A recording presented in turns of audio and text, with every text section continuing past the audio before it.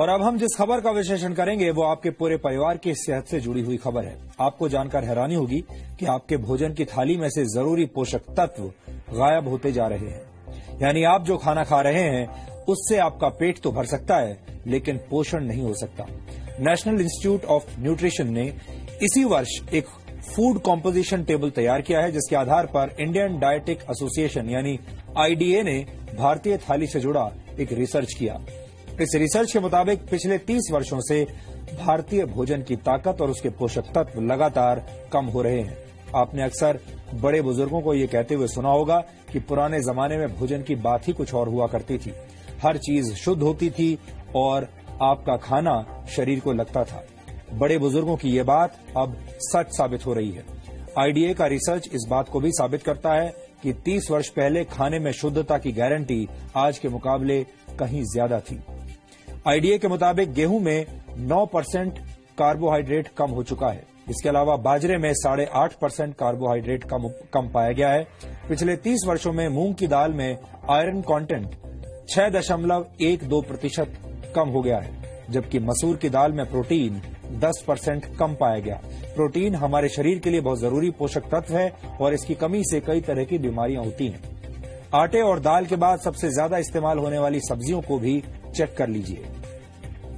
नए जमाने के आलू में विटामिन बी, मैग्नीशियम और जिंक की मात्रा पहले से कम पाई गई है। टमाटर में विटामिन बी, आयरन और जिंक की मात्रा में 66 से 73% तक की कमी देखी गई। फलों की बात करें तो सेब में आयरन कंटेंट पहले के मुकाबले 60% कम हो चुका है। यानी लो हीमोग्लोबिन और एनीमिया से पीड़ित लोगों को सिर्फ सेब के भरोसे अब नहीं रहना चाहिए। इस आंकड़े को देखने के बाद कई पुरानी कहावतों से आपका भरोसा उठ सकता है। अक्सर कहा जाता है an apple a day keeps the doctor away, यानी एक सेब हर रोज खाने से आप स्वस्थ रहते हैं और डॉक्टर से दूर रहते हैं। लेकिन इस दौर में ये कहावत भरोसा करने लायक नहीं रही, क्योंकि सेब के अंदर पोषक तत्व अब कम हो चुके हैं। आईडीए ने इस रिसर्च को तैयार करने में नेशनल इंस्टीट्यूट ऑफ न्यूट्रिशन के फूड कॉम्पोजिशन टेबल का इस्तेमाल किया है। एनआईएन ने 528 तरह के खाद्य पदार्थों में मौजूद 151 पोषक तत्वों की जांच की है। इस इंस्टीट्यूट ने 30 साल पहले भी एक फूड कॉम्पोजिशन टेबल तैयार किया था और उस समय के खाद्य पदार्थों में न्यूट्रिशनल वैल्यू आज की तुलना में काफी ज्यादा थी। एक्सपर्ट्स के मुताबिक खेतों में पैदावार बढ़ाने और फसल को बीमारियों से बचाने के लिए पेस्टिसाइड्स और खाद का ज्यादा इस्तेमाल किया जाता है और केमिकल के ज्यादा इस्तेमाल से भारत की मिट्टी में पोषक तत्व लगातार कम हो रहे हैं, जिसकी वजह से खेतों में उगने वाले अनाज, सब्जियों और फलों के पोषक तत्वों में भी गिरावट आ रही है। भारत की मिट्टी में जिंक की मात्रा 43% कम हो गई है। इसी तरह बोरॉन 18.3%, आयरन 12.1%, मैग्नीशियम 5.6% और कॉपर 5.4% कम हो गया है।